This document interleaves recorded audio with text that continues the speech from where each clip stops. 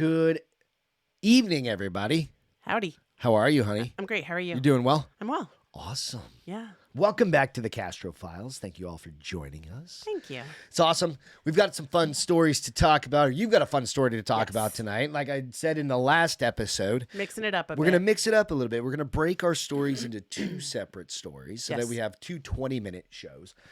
Kind of just episodes a week. So we'll release one on Sundays and then one on Tuesdays so that you have a little bit more time to kind of go through and listen and, you know. Plus, I want to make sure everybody hears both stories, right? Because they're fun. You've always got some great stories. I like the stories that I tell, of course. I mentioned this last time, right? Yeah. So go out, like and subscribe on YouTube, of course, if you're already out here listening to it. And also go out, check out all, if you want to listen to it on the audio channels, you can go out to iTunes, Spotify, and iHeartRadio and all the good places. Like and subscribe out there, but it's under the Castro Files. Yes. You can find us where you can find all those shows. And then also the audio, you're going to find them under the Bars Open with Beth and Greg. So that's our other show that we do as well. Correct. So what do you have to share tonight? Let's jump into some of this. And forgive me, my allergies are bad today. Yeah, absolutely. Cedar's Never going away. Right. It's so bad right now. So I'm a little congested and might clear my throat a couple times. But I do have a great story from a book called Fright Bites, Short Tales of Terror by Micah Edwards. Nice. And mine tonight, of course, I've got to find it. Give me 1 second. That's usually how it goes. Right? Well, you know. So what's it about? Like, give it a little premise. Sensory Deprivation? Yes. Sensory deprivation. Correct. So this one is called The Fear of Silence. All right. So just kind of flashing back, we did that Russian sleep experiment or whatever. Right. Where they weren't sleeping. This kind of gives me like a little bit of a flashback. Well, and we've done sensory deprivation. I was not a fan. In those the float tank? I was not a fan. You liked it. Yeah. I couldn't get calm. I couldn't get calm. I couldn't shut my brain down. And then I kept waiting for something to reach out and grab me. Right. So this story I found out was very fitting for me because I was like, oh my gosh. Yeah. This is why. Yeah. So ready? Yep. Okay. I'm Back absolutely in ready. 1956, I signed up for a psych experiment in college. They had a float tank, one of those sensory deprivation chambers, and they needed people willing to be closed up in it. Easiest experiment in the world as far as I was concerned. All they wanted was for me to lay in water for an hour, and they were going to pay me $5. This was the 50s, mind you, so that's like getting $40, maybe $50 today. I signed up in a heartbeat. So did half of the campus, judging by the line when I got there. But I got lucky in the lottery and was chosen. Well, it seemed lucky at the time. Yeah. At first, it really was the easiest money I'd ever made. I'd come in 3 times a week, put on a specially wired wetsuit that the eggheads had made, and climb into the tank. They'd hook me up, close the lid, and I'd just float there for an hour. For the first few minutes, I'd find myself listening to the water and smelling the salt. But soon, even those would fade out, and I'd just be drifting. I know that sounds obvious, but I don't just mean in the physical sense. I'd come unmoored in there, completely detached from my surroundings and myself.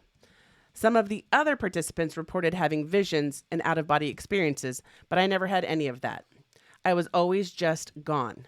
Not gone anywhere in particular, just gone. Sometimes it felt like they were opening the lid seconds after they closed it. Other times I'd swear that I'd been in there for years, even decades. I'd come out of those times blinking and shocked to find that I was still a young man. I felt I'd lived lifetimes and just somehow couldn't quite remember them. I was never asleep. Their wetsuit doohickeys checked on that. Alpha waves or something, I don't know. I did fall asleep a couple of times in the early sessions, and both times I was startled awake by what sounded like a cannon firing in my right ear.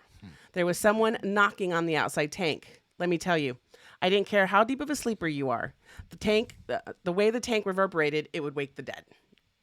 It because they're so hollow. You hear even just a drop of water. Like your foot. Yeah. Because we did it once. Yes. We did it a little while back, maybe like a few months back. Yeah. And it's interesting. It's very, everything's echoey. Yeah. I never knew what they were recording or what they were looking for. They'd ask me questions when I got out, but they were always open-ended. Tell us about your experience. Things like that. Then they'd just listen while I talked, pencil scratching and big cameras rolling. They were big budget for those days. It must have been some sort of government grant. They never really got their money's worth out of me, in my opinion. I never had much to report in the after sessions. My experience was always the same. I was nowhere, doing nothing. The only difference was how long I thought I had been. I dutifully told them each time. I felt like I was in there for 30 seconds. It felt like I was in there for 40 years. They wrote it all down every time and gave me $5, so I was happy to continue coming back. Then, one day, it was different. I was in the tank. I was nowhere. I was no how. And suddenly, I could sense something else. I could see it, but not with my eyes. My eyes saw only blackness, yet I had the impression of something else there. If sight were speech, then my eyes wouldn't have if sight were speech, then my eyes didn't have the words to explain whatever this was. I felt it in the same confusing way. It touched me, an exploratory caress, but not any physical sensation. I felt ideas, felt them as textures and pressure. I wasn't equipped to understand them that way, but somehow I felt they were negative. And I heard it. I heard it with my ears. The sound of it. It scratched and it tore, little rippling noises like metal rasps being dragged across the carpet. It dragged, a heavy, wet sound that spoke of rotten ooze and petrification. It rattled, the sound of cicadas' husks stirred by the wind, the noise of an old man's dying breath. All this I heard, the only sound ever to reach me in the tank. And quite though they were, and lost though I was, I heard them gradually increasing in volume as they grew closer and closer. I was nowhere. I was no one. Yet this thing saw me, knew me. It was coming towards me. I could almost see it in the blackness where there should have been nothing but blackness. I could almost feel it in the ideas running over my skin, and I could hear it, hear every blasphemous noise it made. I do not know why my ears perceived it so perfectly, but every sound it made imprinted on my brain there in the dark. Excuse me. All right. I know we're going to get to it. Mm-hmm. But if I hear that and I'm in one of those tanks. But he was under. I know.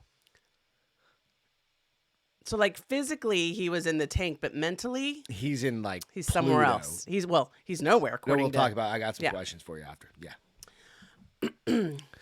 All right. Creepy. So I was nowhere. I was no one. Yet this thing saw me, knew me. It was coming towards me. I think I read this part. So sorry. I could almost see it in the blackness where there should only be no blackness. I read that. I'm going to keep going. And I could hear its blasphemous noise it made. I don't know why my ears perceived it so perfectly, but every sound it made imprinted on my brain there in the dark. And then suddenly I was gasping and floundering in the water, a rectangle of light before my eyes. The hatch was opened, and one of the experimenters offering me a hand out. He saw my confusion, my disorientation, and asked, "Did something happen?" That day they got their money's worth. In the light, it seemed silly, a passing fancy, but I told them of what I heard and experienced. I replicated the noise as best as I could, but they were never meant to be made by a healthy human throat. Maybe I should have quit that day, but by the time I returned 3 days later, I had convinced myself it was nothing but a nightmare, and I wasn't about to give up my meal ticket over something so simple. So back in the tank I went. Again it came, while I was lost in the black. I heard it again, its terrible broken carapace scraping along the ground, dragging along by countless skittering legs. I knew it came for me, and bodiless, I tried to run. I had no way of knowing if I moved or not, though, and steadily it closed in on me, though whatever passed for distance here. It was close enough for me to smell its hunger when I found myself blinking in the light again, my heart pounding. "Something's got you spooked," I remember the experimenter saying to me. "Your heart's going a mile a minute." In the post-interview, I told them the noise again, and they showed me a surprise. They had put a microphone in with me this time to try to identify the source of the sounds. They played back the tape, and we turned up the volume and held our breaths. I expected to hear nothing, but thought that perhaps the microphone would detect some resulting from the lab outside that I had blown into a nightmarish proportion. And then, to my shock, it came. Its softly shredding metal, the whispering tongues, the graveyard rattle, quietly distant but approaching. "There!" I cried, pointing to the tape, as if I could identify the sound with my finger. The scientist looked at me quizzically. I frowned, for the sound had stopped. Back up the tape, I told them, and they did. I listened intently and whispered, there, as the noise started again. I haven't reset the tape yet, the assistant told me, looking bewildered, and I looked up to see that it was true. The wheels were still, the tape unmoving, yet in the silence, I could hear the dreadful creature moving, hunting me. I looked from face to face. No one but me seemed to hear it, and when they spoke to ask me to describe it, I could not hear it either.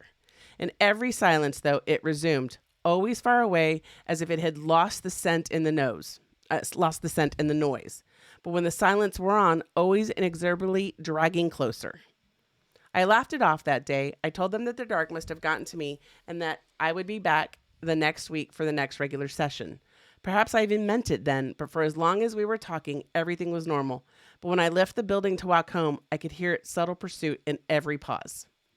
I sang to myself out loud on the way home. I clapped my hands in the pauses where I breathed and kept the noise going.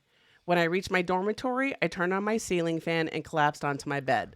My heart was racing, but with the steady whirl of the fan above me, the unearthly noise had ceased.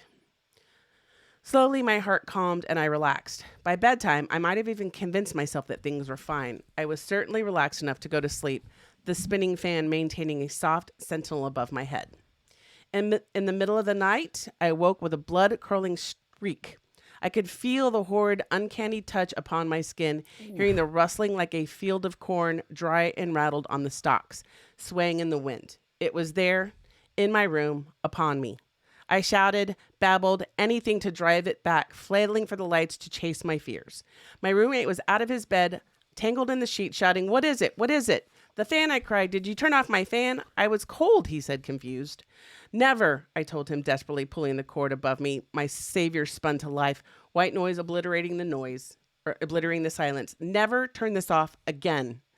I apologized the next morning, blaming it on a night terror, but reiterated my request about the fan. He accepted my apology, but a few months later transferred rooms anyways, citing a desire for peace and quiet. For I had become a man of constant noise. I hummed to myself, tapped my fingers on desks before test, and clicked my teeth together when nothing else could be done. I played records constantly in my room, and I slept with the fan on every night. Technology has been a godsend for me. I spend more money than I could properly afford to have a television that constantly streams noise. I bought 8 tracks, home stereos, every loud gadget. I eagerly embraced the Walkman in the 80s, portable sound. And powered by batteries, those tiny lifesavers. I had spent years in terror of power outages, killers of electric noisemakers. The Walkman kept going for hours, and finally, I could breathe easily when the storms made the lights flicker. These days, aged though I am a smartphone user like everyone else. My contemporary laughs at my readiness to adopt the new technology, but for me, it's a matter of life and death. I do not dare let the silence descend upon me. And yet, I think I may have no choice soon. It has been 20 years since my hearing first started to fail, 15 since my first hearing aid. They have grown smaller and more powerful over the years, but technological advances are losing the race against my failing body. I can no longer hear the whirling of the fan, my constant companion all these years. Conversations have grown muted, and even with my phone synced to Bluetooth, my hearing aids, and the volume turned high, my music gets quieter by the day. Yesterday, I sat alone in my house. My phone rebooted itself to install an update. In the silence behind it, I heard shattered claws clicking greedily, something foul and petulant dipping in the open cavern, and a horrid sliding noise like raw meat being dragged across a grater. Oof. I hobbled to the kitchen and turned on the disposal, the blender, and the microwave, but even so, it was just barely enough. I think soon all my efforts will be insufficient, and at last I will have nothing left but the silence. Dude. Yeah, I'm never doing that again. Right? I'm like, all because you wanted to go to a float tank. All because you wanted $5. He was making $5 a pop. Yes. And he brought a demon home with him for the rest of it, well, or whatever it is. Like right? from another dimension or something, you know? So that's what I was thinking. I was like, was he time traveling? Like, or I think, like, if I think about it, it's he like probably, the upside down kind of I think he went into another dimension. Like, he got subspaced and got somewhere else. Right? And he brought something back with him in his brain. Yeah. So it's attached to him. Yeah, it's attached to him. in the silence. And now he's losing his hearing. So I think about you, like you use one of those noise makers, like the white noise at nighttime because I can't sleep when it's quiet. And I hate that. I don't hate it. I'm used to it now. It's been 15 years, right? Or whatever it's been. But yeah, I can sleep in absolutely quiet. No, I and can't. You can't do that. I can't so do it. I'm like, but even in those things, I hear like beeps and stuff like that. Have you ever So what's listened funny really is, quietly? I think because I have a sleep app that I use, and for a while it freaked me out for a while because I was like, I'm not going to listen to them if I keep. You would hear That's what, like an electric sound. You hear like this. Like I'll have to play one for you electronic sometime. noise. It goes, it's really weird. And I was like, please don't let a voice come out of that because I may never sleep again. It is the perfect place But I don't listen to my recordings now ever since then. Yeah. So here is what I was thinking of a sleep deprivation chamber from back in like the 60s or 70s. Yes, which was when this is 56. And this is what I pulled up, right? Yeah. And you go, all right, I mean, maybe. And I think they're even scarier now because they're individual tanks. But at least you're in a locked room by yourself, and the door you can leave the door open, right? But it's not dark. So if you've never done a float tank, like your body just kind of as you relax, and it's super weird to float it's not like float. Like I can't float in a pool. Right. Like I sink. Right. We've proven this over and over. We've tried everything. I'm too dense, evidently, right? And I just sink. We've tried it dozens of times. We had a pool in Phoenix. I put my hand behind your back and I'm like, arch your back. And the minute I take my hand down, like I'm doing all the things, right? Yep. But you go into one of those float tanks and you just float. There's so much salt but in it. Your body jerks and you do these weird Well, things. and I couldn't get comfortable because I'm not used to being awake and being floaty. Right. You know, like when you sleep, I feel like that's probably almost what happens, but now you're connected. imagine doing it multiples of times where you get used to it and then your brain can literally disconnect. Do something. And you're in the dark and it's quiet. Well, there's supposed to be benefits of doing it, correct? Yeah, absolutely. I don't know what they are. It's absolutely but, it's good because it's like meditation, but a deeper. Right. But I didn't know, wasn't my thing, and After now it's really not my thing. Yeah, that's exactly no what more. I'm thinking. Like after this story, I'm like, I don't need to. Or do you do it and try and get something like this? Oh, hell to the no. Like, I don't want something. Why wouldn't you have wanted to know what it is? It's because when it coming, your whole life. if you can smell it and you can hear it almost so intensely that you can feel it, it's gonna eat you. Is it? It's gonna eat you. Yes. It's gonna eat you. It's not after you because he needs a bestie in his life. Maybe. I'm just saying. Great story, honey. That was a Thanks. fun one. Yeah, absolutely. Thanks. So to give you all the people out there that are thinking about like alternative kind of things to do, Try it. a reason for pause. There you go. Right? Just take a moment. Try it, but be smart about what you try. Like go in there and maybe keep the Most door people love cracked it. a little bit. I didn't like it. I liked but it. I know. I had a good time. I know you did. Yeah. So thank you so much for tuning in to this Castro Files. We'll see you next time. Go out and like, subscribe to the show. Bye, guys. Have a great Cheers. week. Have a great week.